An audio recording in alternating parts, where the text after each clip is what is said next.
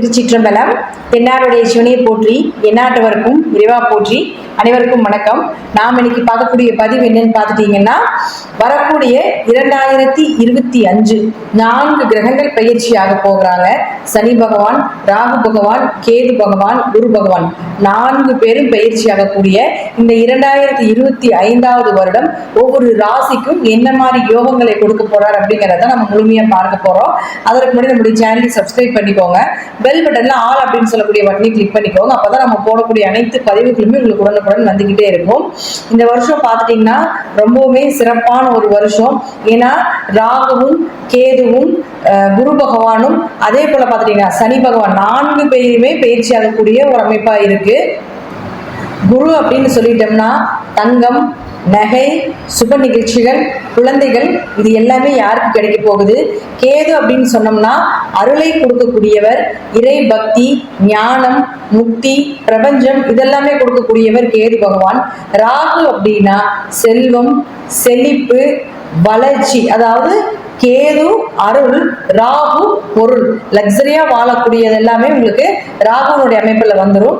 சனி பகவான் முழுக்க முழுக்க நமக்கு அனுபவங்களையும் கொடுத்து அதே போல நம்மளை நல்ல ஒரு சிற்பியாக இருந்து நம்மளை சிலையாக செதுக்கக்கூடியவர் சனி பகவான்.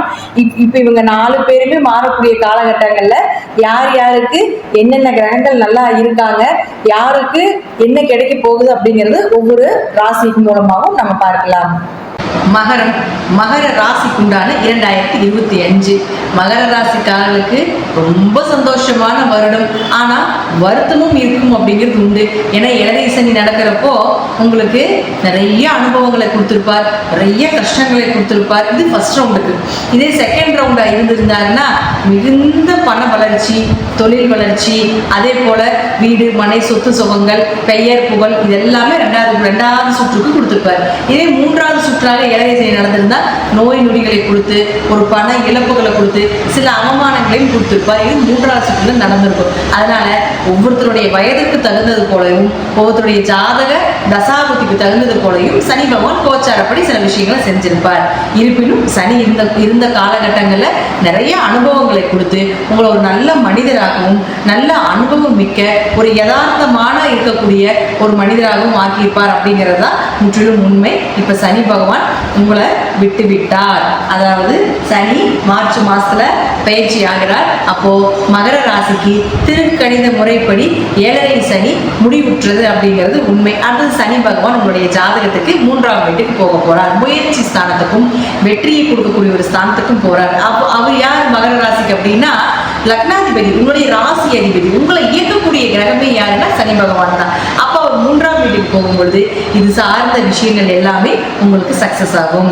உங்களுடைய நண்பர்கள், உங்களுடைய உறவினர்கள், இது யாரெல்லாம் உங்களை தலையை குனிய வச்சாங்களோ அவங்க முன்னாடி வெற்றி வாகை சூடக்கூடிய ஒரு வருடமாக இந்த வருடம் 2025 இருக்கும் அப்படிங்கிறதுல மாற்றமில்லை. 2.5 வருஷம் அவர் அங்கதான் இருக்க போறோம். டோட்டலா விலகுனால அப்படியே ஒவ்வொரு ஸ்டெப்பா நீங்க மேல வந்துட்டு தான் இருப்பீங்களே தவிர உங்களுக்கு டிராபேக் கீழே இறங்கக்கூடிய ஒரு சூழ்நிலைகளை சனி பகவான் எக்காலத்திலும் உங்களுக்கு கொடுக்க மாட்டார் அப்படிங்கிறது தான் இந்த 2025 தெரிஞ்சுக்கக்கூடிய ஒரு விஷயமா இருக்கு. அடுத்தது பாருங்க, ராகு கேதுகள். இயற்கையாகவே ராகு உங்களுக்கு 3ஆம் இடத்துல இருந்து முயற்சி ஸ்தானத்துல இருந்து நிறைய விஷயங்கள், நல்ல விஷயங்கள் எல்லாமே செஞ்சு கொடுத்துட்டு இருந்திருப்பாரு. அதே போல உங்க மாமனாருக்கு ஒரு வளர்ச்சி. 3ங்கிறது மாமனார் ஸ்தானமும் உங்களுடைய இளைய சகோதரன் சொல்லக்கூடிய ஒரு ஸ்தானம். அப்ப அவர்களுக்கு எல்லாமே வளர்ச்சி கொடுத்துட்டு இருந்த ராகு பகவான் இப்போ 2ஆம் இடம் அப்படின்னு சொல்லக்கூடிய தனஸ்தானத்துக்கு வரப்போகிறார். பொதுவா 2ல் ராகு இருந்தா நம்ம ஜாதகத்துல என்ன சொல்லுவோம், ராகு கேது தோஷங்க. 2ல ராகு 8ல கேது இருந்தா ராகு கேது தோஷம்னு சொல்லுவோம். ஆனா அது தோஷமாக இருந்தாலும் குடும்பத்துல சில பிரச்சனைகளை கொடுத்தாலும் 2ஆம் இடம் அப்படிங்கிறது பண வரவை சொல்லக்கூடிய ஒரு இடமாக இருக்கிறதுனால நிச்சயமாக 2ல் கேது வரக்கூடிய காலகட்டங்கள் பண வரவை அதிகரித்து கொடுப்பார்.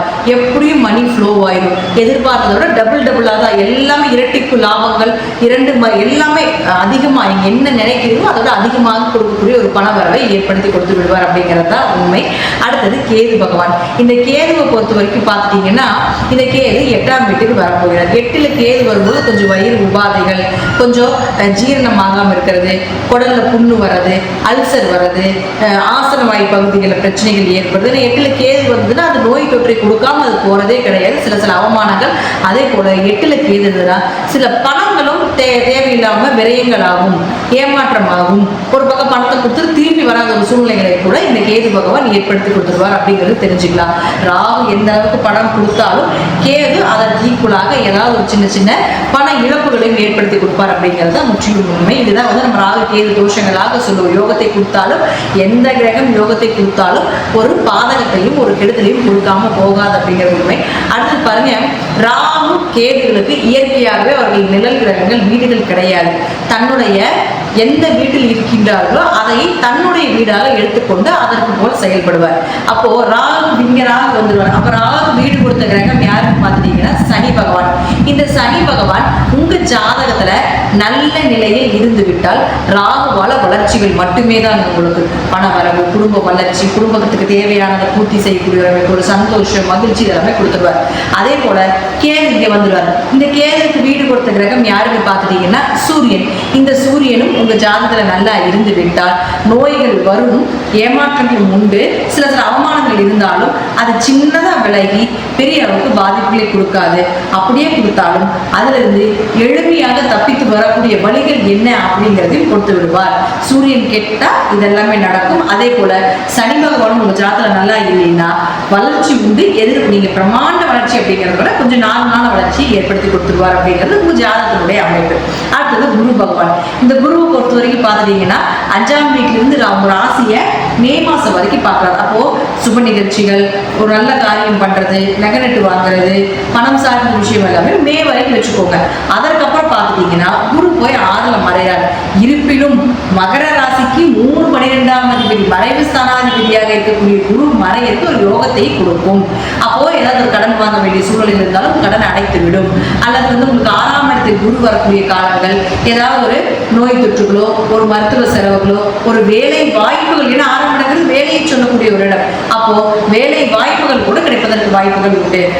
12ஆம் அதிபதி 6க்கு போகும் பொழுது உங்களுக்கு வெளிநாட்டுல ஏதாவது வேலை தேடிட்டு இருக்கீங்க, வெளியூர்ல ஏதாவது வேலைக்காக ட்ரை பண்ணிட்டு இருந்தீங்கன்னா இந்த குரு அதாவது குரு 6க்கு போனதுக்கு அப்புறம் தேடுங்க.